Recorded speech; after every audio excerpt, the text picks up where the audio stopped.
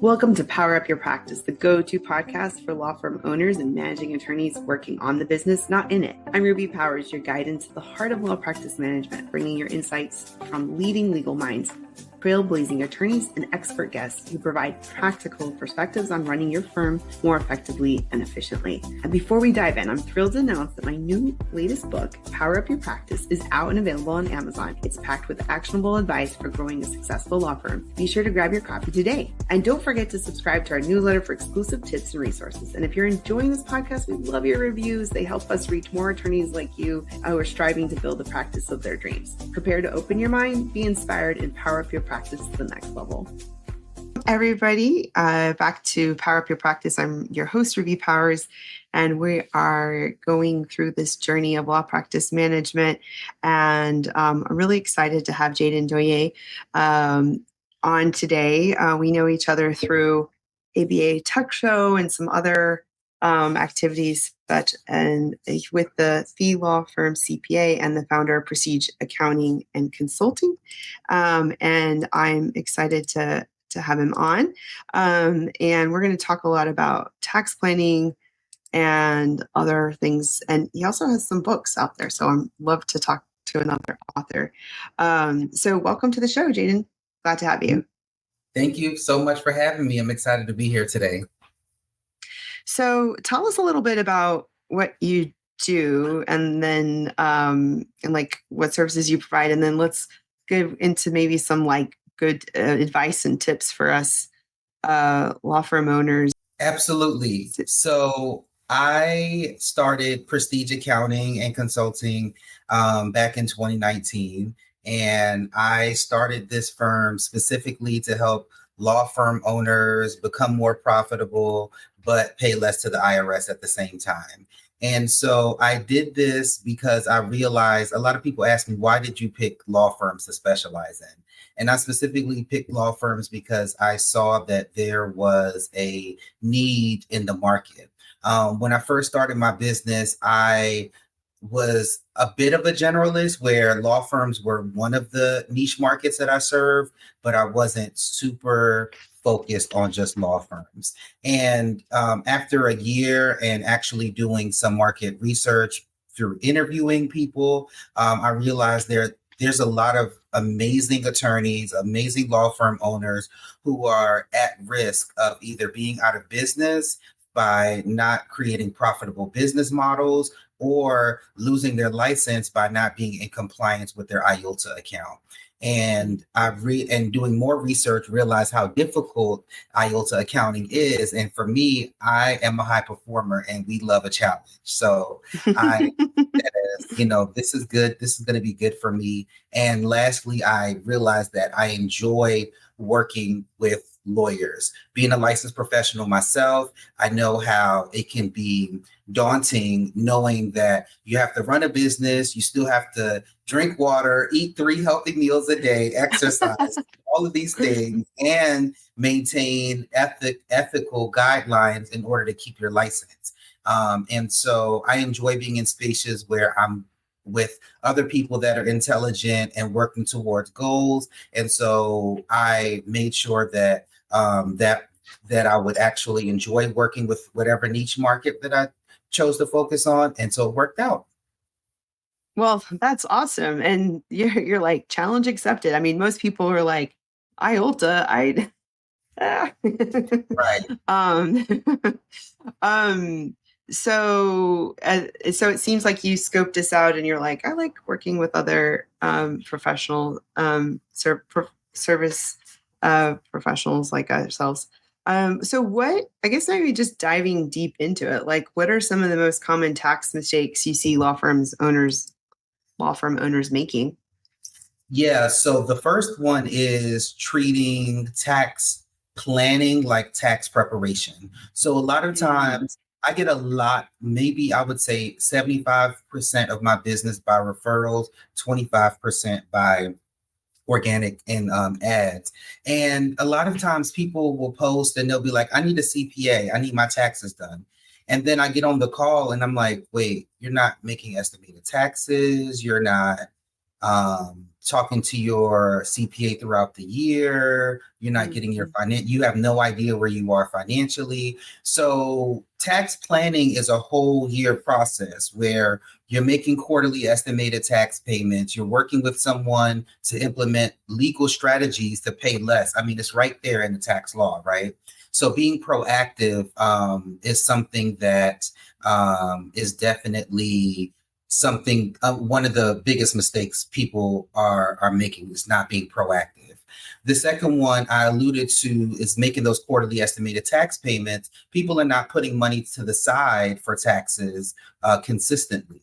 And so me personally, there's a few different ways to do it. You could set money into a tax savings account. Some people, I think firm owners who are newer to business, a lot of times they are dealing with money trauma, which is a whole nother episode that we can do, right? So with that, they feel that there's a negative feeling that they encounter when they have to put money aside for taxes and they can't spend it. So what I hack for that is I have them withhold more on their payroll. So most people are in an S corporation and they pay themselves a W-2 wage, and you can actually have extra taxes taken out of your W-2 wages to substantiate having to make an estimated tax payment. So either not paying through W-2 or setting aside is mistake number two. Number three is being in the wrong entity. So yes, your LLC is your legal entity, but then as far as how you're taxed, you can, most of my clients are S corporations. And so that's a pass-through entity. So the business itself doesn't pay taxes to the IRS. The tax liability passes through to the owners. And if you're in a partnership, even with a partnership, there are different strategies to implement because by default, a general partnership, the owners of a general partnership pay ordinary taxes and self-employment taxes. So we have to get strategic with how we implement that. So before I go on to the other mistakes, did you have any questions or comments on those? No, I completely agree with you. I have found that I have had a series of like tax preparers, but then I wanted like a financial advisor. I wanted to minimize tax obligation, and like I was like always confused as like who do I hire? And like I think that's true. Like you're like, okay, you do my taxes. Can't you tell me how to minimize my tax risk? Or and they're like, but if they don't necessarily offer that service. They just like, we're just doing this and that's our thing. Like, and if you're not talking to them regularly, like if you just have this conversation, like, oh, it's December 1st and you have to do all of this stuff, like, it could be too late to do that. Like you're right. I agree with that. You need to be thinking about it year round. You need to be like sort of tracking it and keeping track and sort of like pivoting as needed, and putting that money away so you don't get into trouble. And, yeah, no, I believe everything you're saying. And I think that this was just always the thing that was like the hardest I felt like in running my business. My business is almost 16 years old this November. And, I just really wish like I understood what we're saying a lot sooner. So I'm glad we're doing this episode. Go ahead, Yeah. continue. And that's definitely why I was so excited to be here because so many small firm owners don't know. And law school teaches you not to ask questions that you don't have the answer to. So I'm so happy to get this information out. And to answer your question about who do I hire? So the tax planning skill set is something that many tax preparers don't have. But as a certified accountant, it didn't make sense for me to only do bookkeeping or only do tax preparation for clients. Why not be an advisor and advise them in all different facets that they need from a financial standpoint? So that is another reason why I went into this. So the next mistake that I'm going to talk about is not having a proper chart of accounts. So a lot of times, especially with the IELTA account, and I'll give you a quick story on that. Those transactions are documented appropriately, And I'll give you an example. I got a referral for a law firm because the bookkeeper said, look, I don't know how this IELTA stuff works. So they need somebody that knows it, you know it. Please take this client off my hands. Now, the client was in a rush to get their estimated tax payments out. They were in a rush to get the tax return done. And I said, look, you need to give me some time. Okay. So they were patient. We took our time. We had to reconcile the IELTA account from the beginning. What happened was the previous accountant categorized deposits into the IELTA account as income. And as you know, it's not income until it's earned and transferred from IELTA to operating. So had they made estimated tax payments, had they filed the tax return with those numbers, they would have overpaid the IRS over $120,000 more than they should have. But working with me, able to alleviate that, make sure that the transactions were coded correctly and that they were in the right tax entity. Yeah. No, okay, let me pause there. And that's the other thing, is that like the people I've worked with in the past, they get all like, what's IELTA? What's that? And I'm like, okay, I cannot work with you if you do not, you need to know what that is. Like, have you ever worked at law firms? Like, no, like cannot pass go type of thing. Like seriously. Exactly. And that's another life lesson when you're working as a law firm owner in this space. Like make sure that that who you hire has worked with, even in marketing as well. Like make sure that they've worked with law firms. Okay. Yep. Continue. I'm all ears. Yeah. And the next one is going to be mixing personal and business finances. So from a legal standpoint, you already know that's commingling. And in the event of an audit, it could really not work in your favor, or in the event of a lawsuit, that you don't want someone suing you to get access to your personal assets. And so we want to make sure that I just had this conversation today. Someone's using a personal account, a personal credit card as a business credit card. And I'm like, well, if you got approved for the card on a personal side, just get the same card for your business. Okay. There's no reason why you should be using a personal credit card for business. So definitely mixing the two is another mistake. And then I'm going to go through just a few more. Not leveraging retirement plans. So just thinking about right now and not thinking about the future is detrimental, because it's detrimental for two reasons. One, you're not planning for when you sell your firm or you get out of law, what you will have to sustain you. But also a lot of these retirement plans are tax deductible or tax deferred. So, and it's great to leverage to be able to get employees, because employees want to make sure that there's a retirement plan in place. So, for instance, if you put $23,000 into a 401k, that $23,000 is not taxed right now. That's going to be taxed later when you take it out in your retirement. And most likely when the thought process is, let's say you're making $200,000 of profit now, you're in a high tax bracket. But when you retire, you're not going to be in that same tax bracket. So when you take it out, you'll take it out at a lower rate. So we're making a lot of money now so that we can enjoy life even more later. And right now with the market, I don't know when people are going to listen to this episode, but right now the market is low. So now is the time to fund these accounts and buy up these stocks as they're low. I know people are boycotting Amazon and Target, but the reality of the situation is those stocks will go back up eventually. So, those, so if it's like, let's just say it's $90 now, you have to look at where it's been in the last year and 2 years. It will go, those companies are not going out of business. They're just not, let's be clear. So if you invest in that now, all of those gains, you're not paying taxes on it right now. Versus if you put money into a brokerage account, see, this is where people go wrong. They put money into a brokerage account and invest in stocks when it's low, and then they have to pay capital gains or they have to pay taxes on interest. So let's put it into a tax sheltered account. So that leveraging retirement plans is another mistake. Missing out on deductions. So either they over deduct stuff and on that are actual personal expenses, and that puts them at risk, or they under deduct and they miss certain things, like if they have a home office, or they're not appropriately deducting automobile expense, or marketing and things of that nature. All of those things need to be deducted.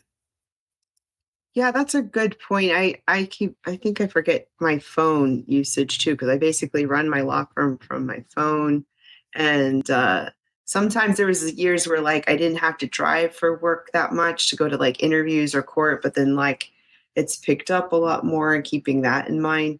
Um, and I want to go back to something about the retirement, because there's been a lot of changes too, right? About like either the way things are taxed or the max or something. Because there's also like 401ks. There's is it back in Roth or some, I don't know. There's like SEP. There's all these different options, and like maybe if you have another entity that makes money, and you could potentially get a SEP through that potentially. This is where things get complicated, I feel like, for me. But anyway, I'm trying to focus and let it be, and retain. But do you want to No, discuss any of that? yes, absolutely. So you bring up a good point, which gives me to my next mistake, which is just relying on a tax preparer instead of a tax strategist. So for me, in our firm, we have software to help us streamline the tax planning process, and it gives them a nice report, right? And it explains the SEP, a simple, a 401k. It explains all of those different plans so that the client isn't just going to their financial planner playing telephone trying to remember what their CPA told them. They have it in black and white. But these different plans, there are sometimes employer contributions, employee contributions. But yes, being strategic is definitely key with this. And a lot of times what I see is law firm owners, because they have employees, they will do maybe like just a standard 401k through the firm, because they have employees and they can only contribute to a certain amount. They won't do a SEP, because a SEP is an employer contributed plan. So this is where the business will contribute versus the employees. And there's rules against discrimination, right? So it can work in your favor if you don't have employees that have been with you for 5 years. But if you're a reputable firm and you have employees that's been with you for 5 years, and ideally with the SEP, you can contribute up to 25% of W-2 wages. So I'll give you an example. Law firm owner wants to put $50,000 into a SEP, right? So what they can do is, if they pay themselves a wage of $200,000, 25% of that is $50,000. That gives them the ability to put $50,000 into a SEP.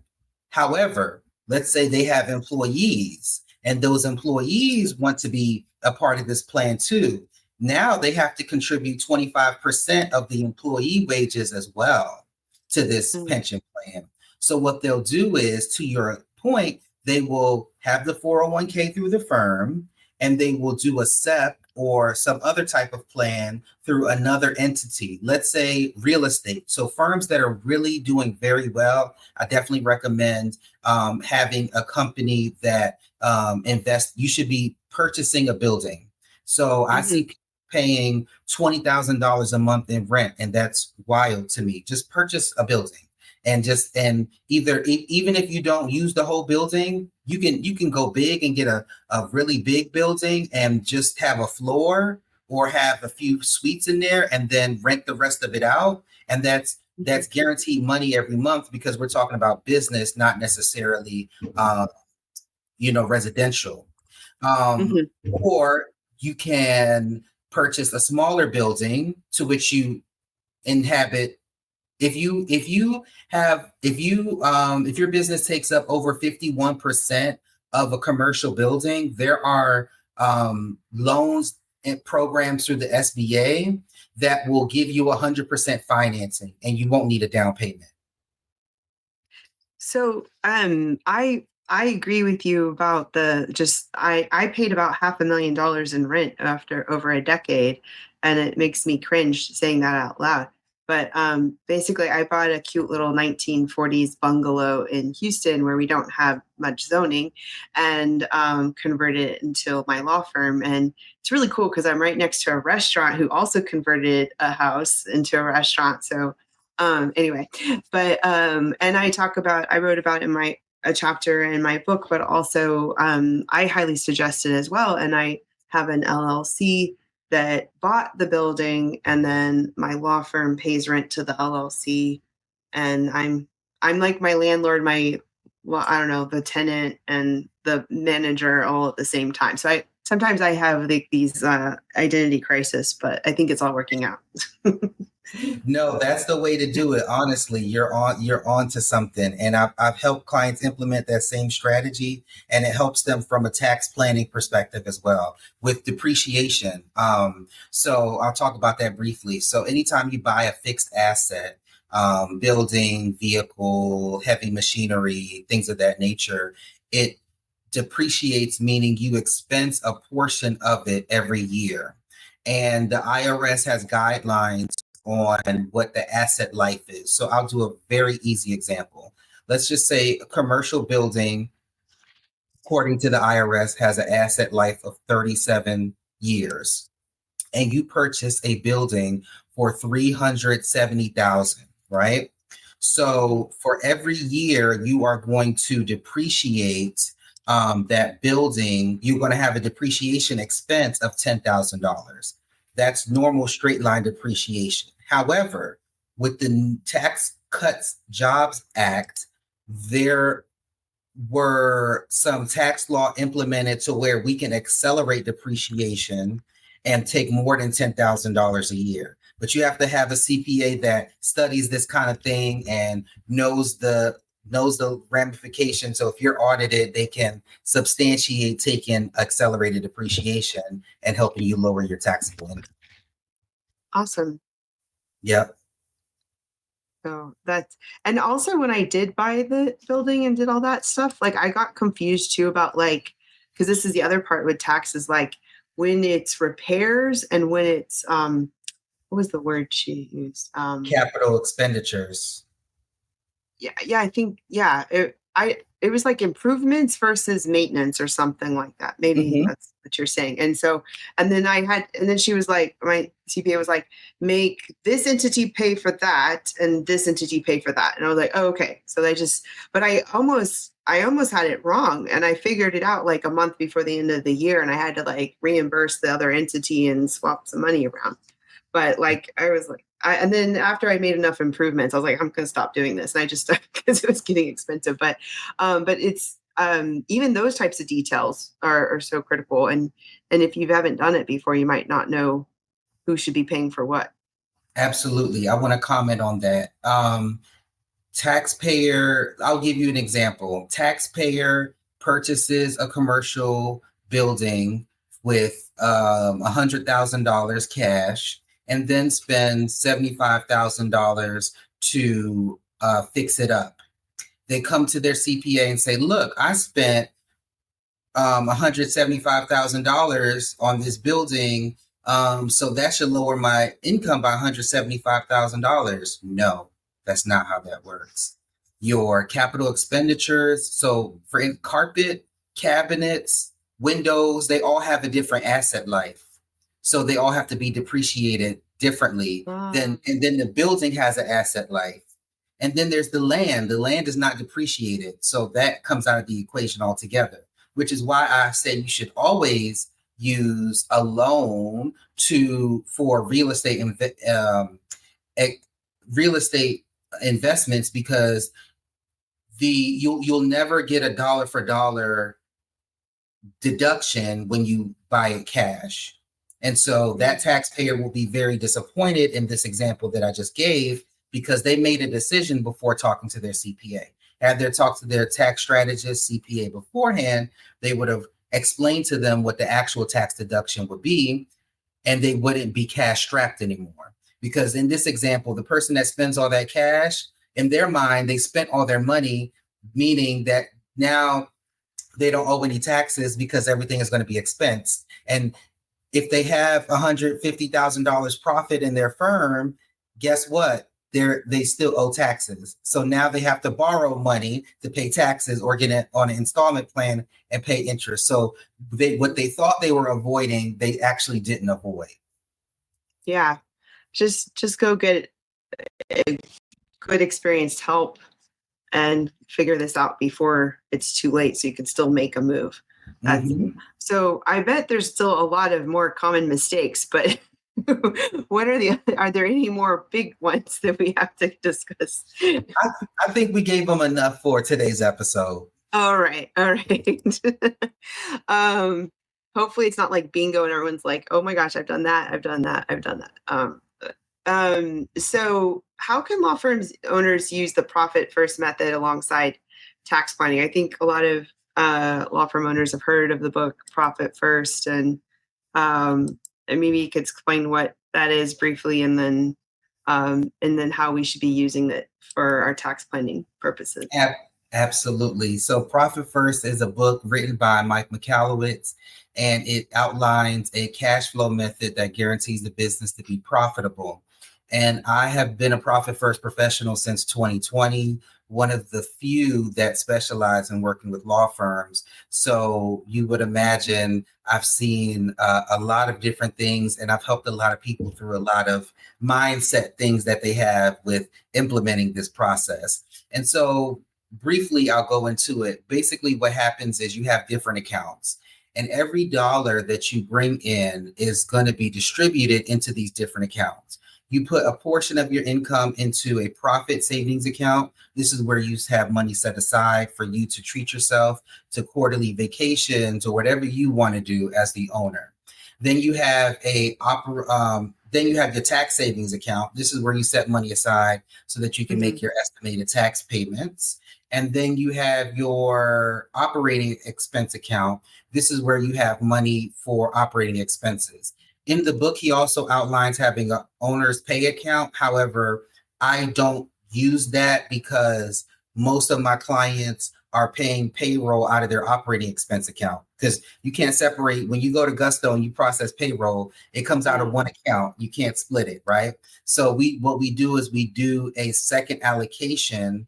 So we make sure that the owner, if we transfer $5,000 into the operating account, because that's the percentage that we gave them, they are cognizant that I need to pay myself as the owner this money, right? I need to make sure that I'm getting this much in benefit. And so I'll just give you, let's say you put 10% to the profit savings account, you put 10% to your tax account. That only gives you 80% left over to allocate to operating expenses and to pay yourself as the owner. So traditionally, people who only have one operating expense account, they see money in it. They're like, okay, cool, I can buy this. I have money in there, but they're not thinking how things really need to be allocated. So this way we are being very intentional with every dollar, and it forces us to work with less, and it forces us to really think, do I really need this, or is this an investment? Because let's be honest. Can I just be 100% honest? Is this one of those safe spaces where I can do that and the audience will? Okay. All right. I mean, we're recording, but yeah, let's be honest. Let's do it. Okay. I'm going to be honest. Some of these things that people are buying and paying for. So there are a lot of people out here that will trick you. They will sell you hope. And they'll get, they get on that stage and then they get the music going and they're like, you need this. And, there's a science behind converting people at these events, right? And it's just mind-boggling. Even if the person is unqualified, they'll still take their money, knowing that 3 months down the line, they're not going to be able to afford this program. Like somebody who's only making $100,000 a year, but they're paying $6,000 a month for a program, make it make sense. If you got to take out a personal loan to do this program and they're telling you that you have a broke person mindset if you don't sign up today, that's probably not the place that you need to be, right? And so when you implement profit first, you'll look at your account and you'll say, let me double think about this. Let me really analyze to see if this is a really good investment for me right now. What do I need to cut back on so I can afford to pay for these things in my firm? But it's getting you in the habit of making sure that you always show a profit. Yes, from a tax planning perspective, we want to help you reduce your taxable income. But if you don't have a profitable firm, you cannot continue operations and you can't grow your firm. So there's a happy medium in that. So to answer the question on how we implement both tax planning and profit first at the same time, one, we always make sure that the owner is allocating those taxes every quarter. So we make sure that they have that tax savings account and that they're putting their percentage that we give them aside. And then we also make sure that we talk to them about the difference between an expense and an investment. So people who have never maybe done Google ads, they may look at that and say it's expensive. But when you see the results that some of these agencies are getting for their law firm clients, you look at the leads and how many leads converts to clients, then you'll see that actually it's not an expense, it's an investment. When you see the results of working with a professional, like for instance, you help people with practice management, right? And so I'm pretty sure you have people that have mindset issues and they say, you charge how much? No, why would I pay for that when I can Google it? Sure, you can Google it and you can spend 24 hours trying to figure something out that Ruby can take care of in 1 hour, right?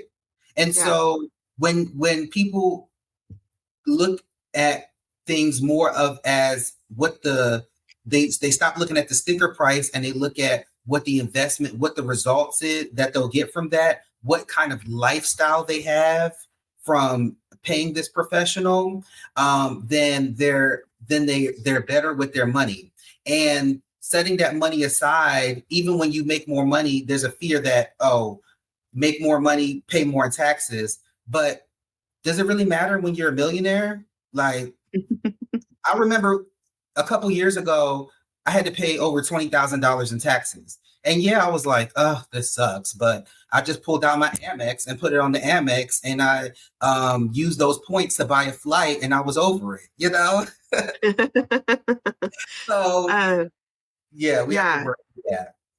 No, I agree. And you're like issue spotting a lot of really good points about just people can have money hangups. And I'm trying to remember the book that I really love that helped me to process some of my issues. And I think it was like the millionaire mindset or something like that. I should have this memorized.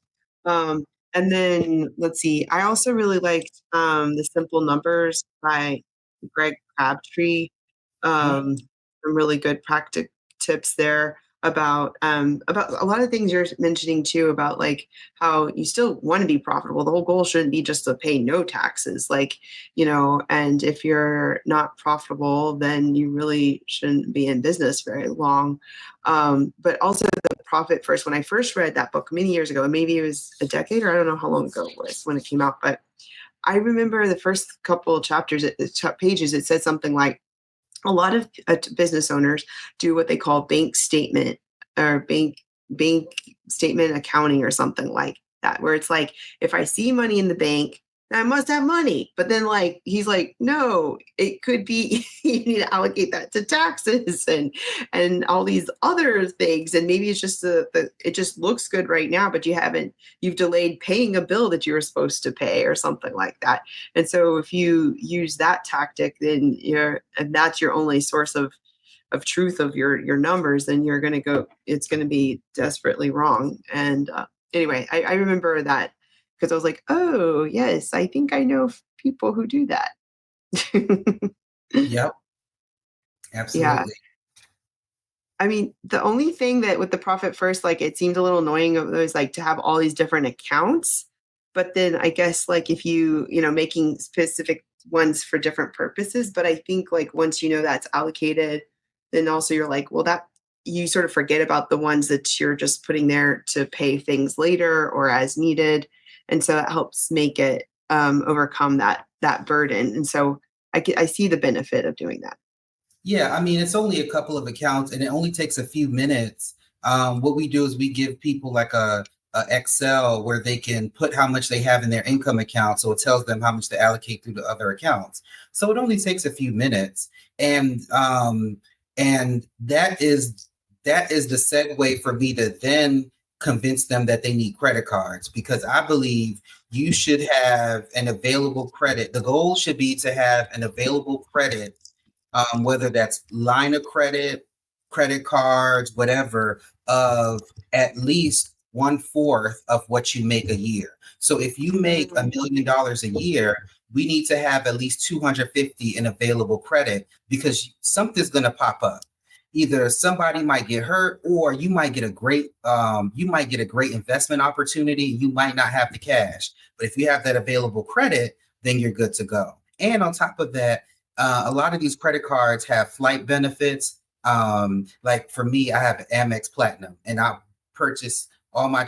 I'm known for catching flights, not feelings, right? So I do all my travel on through Amex portal, and when you purchase your flights through AmexTravel.com, you actually get 5 times the points, and then Right. let those points rack up, because sometimes, occasionally, um, I might not have the money to buy a first class flight to Dubai, but guess what? I have the points. So I definitely love using credit reasonably. I make sure that I have enough money to pay it off, so I don't have to pay interest, and it works out. But even sometimes when you do have to pay interest, it's still worth it, because the ROI that you get from the money. So for instance, for the last few years, I have borrowed over $100,000 a year, and the interest has been anywhere from like 10 to 20,000. However, that 100,000, I always find a way to make an additional 250,000 from it.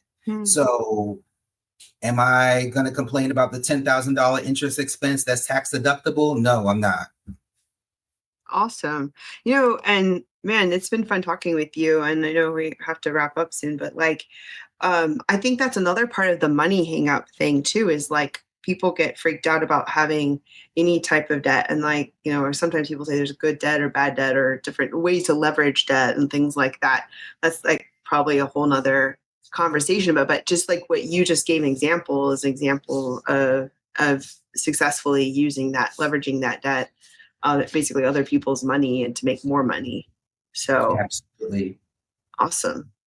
Um, well, I have all these four fun questions I like to ask at the end, but man, Okay. this is a lot to take in. And I feel like I pretty much get everything you said. And sometimes I just have to hear it over and over again. So it's like, yeah, I mean, I was like, okay, I need to check in with my CPA and my financial advisor. I need to do all of this stuff. Like this was a great reminder.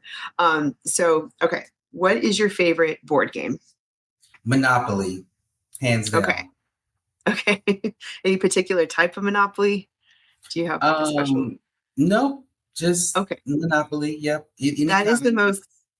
that's the most common answer on this question that of all of the like 60 plus people we've asked. So, um, awesome. Okay. What is your superpower? My superpower is that I can see the future. Whoa. Yeah, so sometimes, like when I'm working with somebody, I can Hmm. see them being a millionaire and having a way better life than they're living right now. And it's just some changes that need to be made. And I know this is going to sound crazy, but sometimes, like my creativity, I've been this person where like I have these really creative dreams, and sometimes when I'm working with a client, when I go to sleep that night, I have a dream of like a commercial idea or a marketing campaign that they can run or something like that. And it's so crazy because of the things that I've seen in my dreams, the clients have actually done just by happenstance, not like purposefully. And it's actually worked in their favor. So yeah, that's my superpower. Wow, that is the first time anyone's ever say that one. But now I'm like, I want to hear and what my future is when that's all. Well, we could go off record on that one. And then what habit do you think or do you know helps contribute to your success? Waking up early, for sure. Mm. I used to wake up early and I hated it, and then I woke up at and then I changed my schedule so my day didn't start till 10 a.m. and I was so unproductive that year.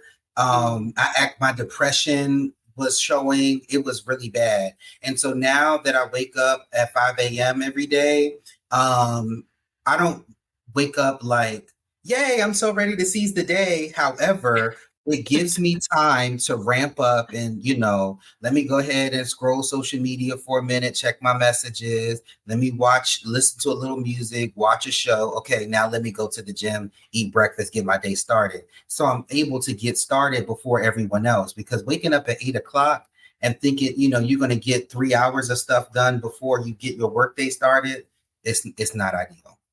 And so when I lived in Dubai, and around 2 o'clock would be when the US would start waking up. But before that, I could get so much stuff done, and it was awesome. But that's why I do either work late or wake up early to get stuff done. And even today, but then does that mean you have to go to bed early though, right? Just to make this whole thing work, like the whole Yes, waking up. Yeah. it does, but I say 9 o'clock is my bedtime, but I can still I still have personal time. I can still go to networking events. And sometimes I still go to sleep late. Honestly, right now it is difficult for me to I don't sleep 8 hours. My body just doesn't. It just sleep normal for me is like 6 hours. So even when I go to bed at 10 o'clock, I'm waking up between 4 and 5. So I technically don't have to go to bed early. However, when I recommend it for other people, I say yes. And I also don't recommend going like cold turkey. Don't go from waking up at 8 to 5, wake up at 7:30 for a couple months, then 7 o'clock, then 6:30. You can reel it back slowly but surely. Yeah, no, I agree, and I think like there's this good book I've been reading recently, Compound Effect, and it was about sort of reminds me a little bit of like Atomic Habits, but about like these little changes you can make that can have a big impact. And I think that whole being more purposeful, intentional about your day is so critical. And if that means waking up early before you get distracted by everyone else who's bombarding you with messages and calls or texts and everything. Well, awesome. So last question is, what's a favorite book? Oh, we didn't talk about your books. Oh, okay. Well, what's a favorite book or podcast? And then tell us a little bit about your books too, before we close. Yes. Yes. So one of my favorite books was Think and Grow Rich. That definitely was very impactful for me. And I knew it was impactful because I had to pause listening to the book because and I was getting headaches because the mindset shift that I was going through. I said, let me listen to some more of it tomorrow. But Think and Grow Rich was very helpful. And then to move on to my books, the first book I wrote that I was a bestseller on was Raise the Bar. And that one talks about shifting from just making six-figure revenues to six-figure profits without burning out, because most of the clients that work with me, that's where they are. And then I wrote a book called Make It Rain, where I talk about talk about personal branding and networking and marketing from building your personal brand so that you can be a money magnet. And then the last book is specifically for women law firm owners, and that one is called Get in Formation. It is inspired by the great Beyonce. So every chapter is based off of a Beyonce song, and it really talks about just inspires and empowers women that are in this field that is male dominated to really get out of their feelings and get into their bag. Okay, let's get that money. Yeah. I love that. I love that. That's awesome. Well, how can we find you, reach out to you? How can listeners connect after this episode? Absolutely. So my website is accounting-atlanta.com. And on a personal note, the best way to get in contact with me, I'm on all social media, but I spend the most time personally on Instagram at The Great Jayden. Awesome. Well, it's been great talking with you, Jayden, and I'm glad that we had this opportunity to connect. I know we saw each other at ABA Tech Show not too long ago, and I feel like I've known about you. Maybe I think we're on some boards or committees together. There's a lot of overlap of a lot of great people and with the ABA and everything. But thank you so much for giving this advice to law firm owners and right-hand associates and partners. And I think that everything you said is very valuable. And we really do need to just lean into this, get the right advisors to help guide us through, see the value. And then I think that other sub point about if we have money hangups, really those limiting beliefs and those whatever is part of our blueprint that we might have that we need to evaluate, discover, and may rewrite those if it's holding us back in our decision making of becoming great. And I love the fact that you can see the future with a lot of the people that you work with and can that's awesome. I love that. So thanks again for coming on the podcast with us. Thanks everyone for listening, and I hope you found this valuable. I know I did, and we'll see you next time. Take care. Thank you for tuning in to the Power Up Your Practice Law Practice Management podcast. I'm your host, Ruby Powers, and it's been a pleasure sharing this time with you. If you've enjoyed this episode, please take a moment to leave us a review, tell someone else about us, and we'd love to get this podcast shared with others to reach more listeners like you. Don't forget to subscribe to our newsletter for exclusive content, tips, and updates straight to your inbox. And exciting news, our book, The Power Up Your Practice, is out and available on Amazon. It's packed with strategies, 25 chapters, to help you elevate your practice and achieve your goals. So join us next week as we dive into more advice and insight on law practice management. We'll see you next time.